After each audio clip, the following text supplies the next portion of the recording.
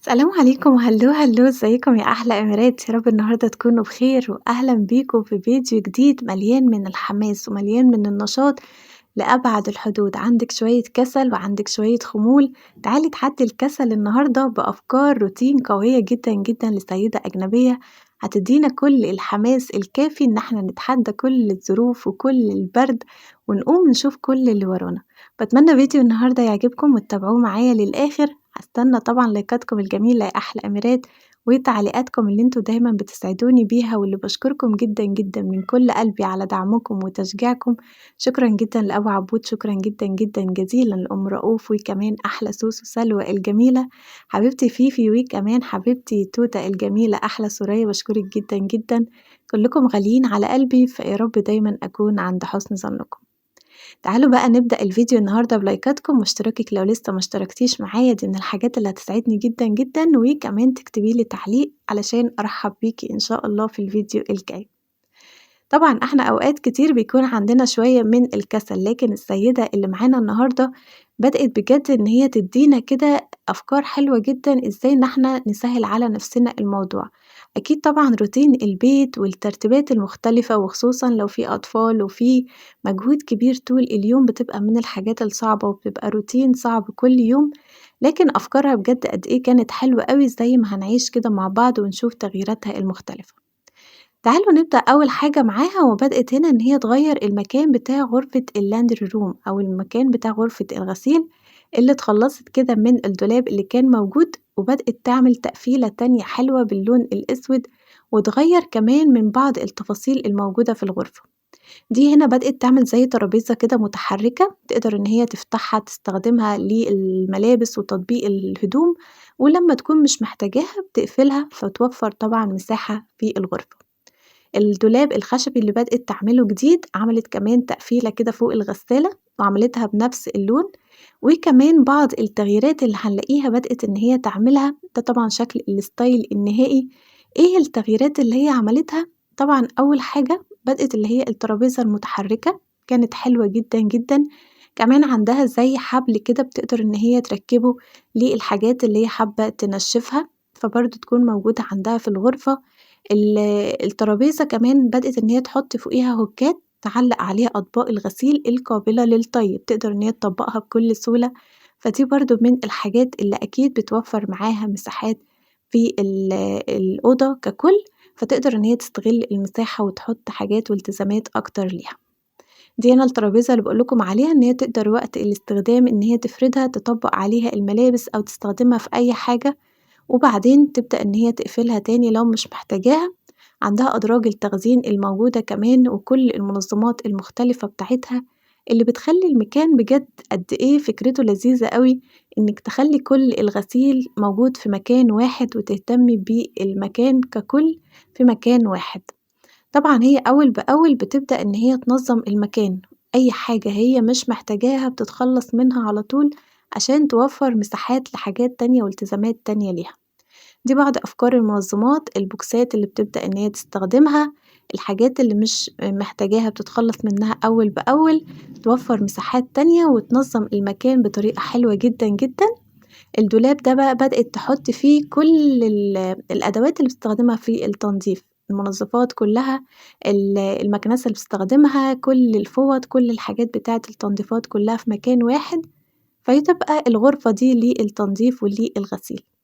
اهتمامها كمان برضه بالغسالة وبالمجفف دي من الحاجات الأساسية اللي بتحافظ على كفاءة الجهاز بتاعها، وده كان الشكل النهائي والروتين النهائي لغرفة الغسيل بتاعتها. ده هنا كمان برضه من أفكارها بقى في المطبخ، أوقات بيبقى عندنا حاجات كتيرة فوق بعض وعندنا بعض الحاجات كده اللي كلها بتتكركب مرة واحدة، فكرة إن هي بدأت تستخدم زي منظم في الباب بتاع الضرفة وتحط فيه النكهات بتاعة القهوة كان حلو جدًا، جدًا. وبدأت تشتري منظمات جديدة وجارات جديدة علشان تخلّي المكان يكون بسيط ويكون مريح أكتر، تقدر إن هي تحط فيه حاجات طبعًا أكتر وأكتر. دي طريقة التنظيم بتاعتها بكل الجارات، الشكل طبعًا قبل وبعد فرق كتير، والحاجات التانية اللي كلها استغنت عنها وفّرت أكيد مساحات تانية لحاجات مهمة بالنسبة لها. تعالوا نكمل معاها الروتين بتاعها واللي بدأت بقى إن هي تهتم بنضافة كل مكان، من أول غرفة هنا أولادها غرفة اللعب بتاعتهم اللي كانت بالشكل الفوضوي جدًا ده، واللي بدأت كمان تخلّيها بالشكل الحلو ده، وبعدين طلعت على الliving room ومكان تجمُّع الأسرة أكيد مبهدل وأكيد كلّه كركبة، لازم إن هي تعمل تنضيفات وترويقات، دي الحاجات اللي إحنا بنعملها تقريبًا كل يوم، لازم ننضّف كل حاجة ونرجّع كل حاجة مكانها. لكن اللذيذ إن هي بالمرّة بتحاول إن هي تستغنى عن الحاجات اللي هي مش محتاجاها، وتعيد ترتيب وتنظيم كل مكان من أول وجديد بالشكل ده.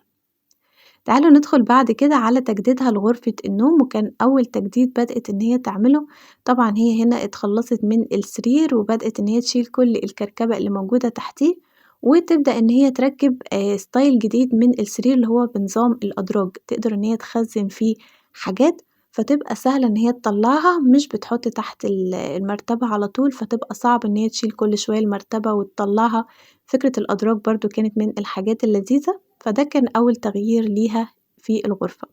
التغيير التاني اللي بدأت تعمله هو تغييرها للستاير، وطبعًا الشبابيك الألموتيل بتبقى من الحاجات المزعجة جدًا لإنها بتدخّل إضاءة، فحبت إن هي تتخلّص من الموضوع ده بالستاير المكتبية اللي بتبدأ إن هي تتسحب بكل سهولة، وكمان زائد إن هي غيّرت الستاير بتاعتها للون الغامق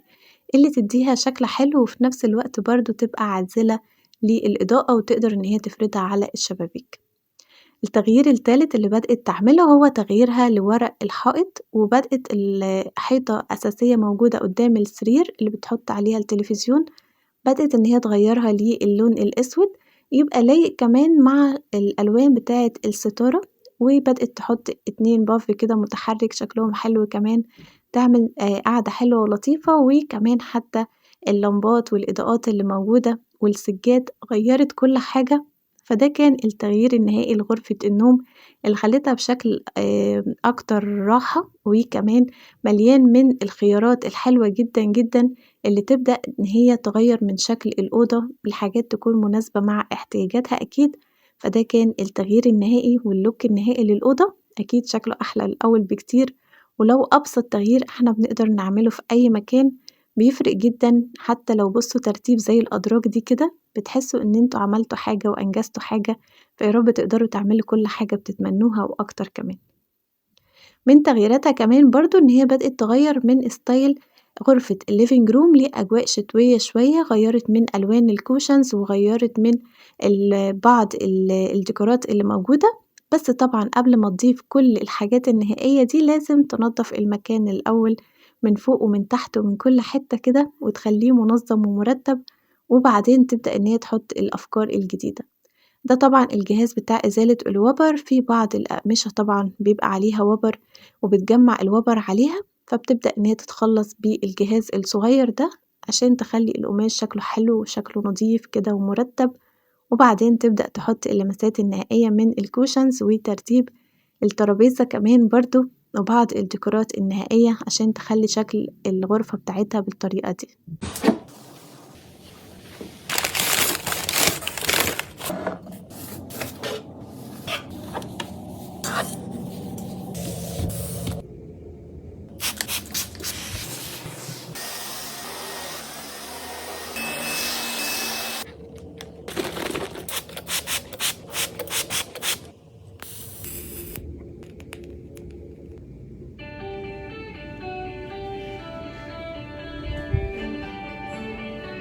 هنا كمان برضه الروتين بتاعها في تنضيفها لغرفة بناتها، اهتمامها بكل الترتيبات طبعًا دي أكيد من أكتر الغرف اللي هتكون مليانة بقى من الفوضى في البيت، زيها زي المطبخ بالضبط، أوقات بنقف كتير وبنطلّع حاجات كتير زي الأطفال كده ما بتبدأ تطلّع لعب وتبدأ ترمي حاجات ما لهاش أي لازمة، فبتبقى محتاجة شوية اهتمام وشوية